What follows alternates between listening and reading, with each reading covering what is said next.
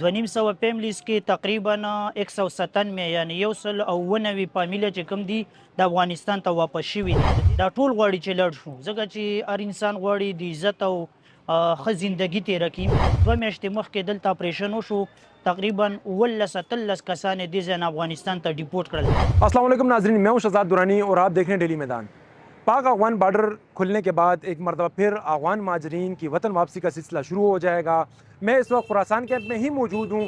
यहाँ हम जानते हैं यहाँ पे कितने अफगान ख़ानदान मौजूद थे और अब कितने रह गए हैं और वो कब तक वापसी का इरादा रखते हैं।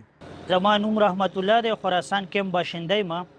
دلته تقریبا چې پیور کارډ هولډرز 2,500 کسانو د فیملیزو 2,500 فیملیز کې تقریبا 197 یعنی 190 فامیله چې کوم دي د افغانستان ته واپس شوي دي. د دې تعداد تقریبا ممبرز 1400 ته رسېدو 1400 او پاتې تقریبا 170 فیملیز دي چې د دې تعداد تقریبا 1200 دي.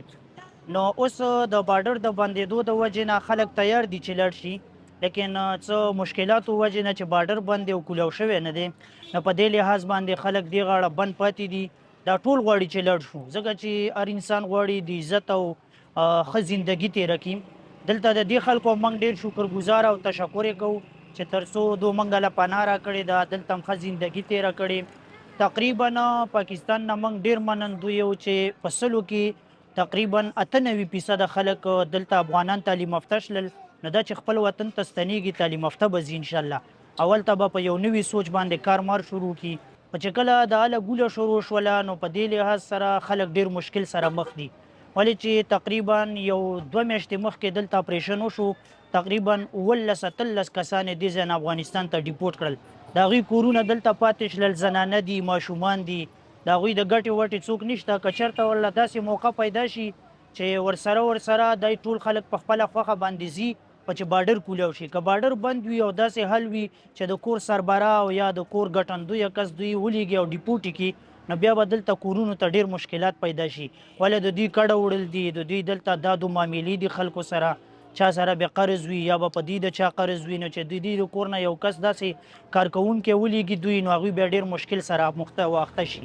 زمونږ خو د دواړو حکومتونو نه مطالبه دا ده که هر یو قسم سیاسي مشکل دې دواړو ملکونو ته را پیدا شوی دی، نو د مذاکراتو د لارې دې حل کړي. جنگ د دې حل لار نه ده او موږ د دواړو حکومتونو نه مطالبه کوو چې یاره تر څو موږ ته ښه سهولت کاري راکړي چې په حیا او عزت سره خپل ملک ته لړ شو. هیڅ قسم مشکل موږ ته دلته نه و.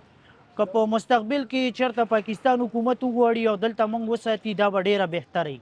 او که چېرته دوی باندې بوج وي یا اقتصادي بوج وي اکنامیکلی، نو که بیا موږ چېرته دوی لیږي نو په عزت او حیا سره باید بارډر کولاو شي او د ټولو افغانانو ته ښه عزت او حیا سره وویلی شي، یو ځل وینا دوی ته وشي، نو دوی به په خپلو باندې چې کوم دی انشاءالله خپل وطن ته ستانه شي ښه په عزت سره.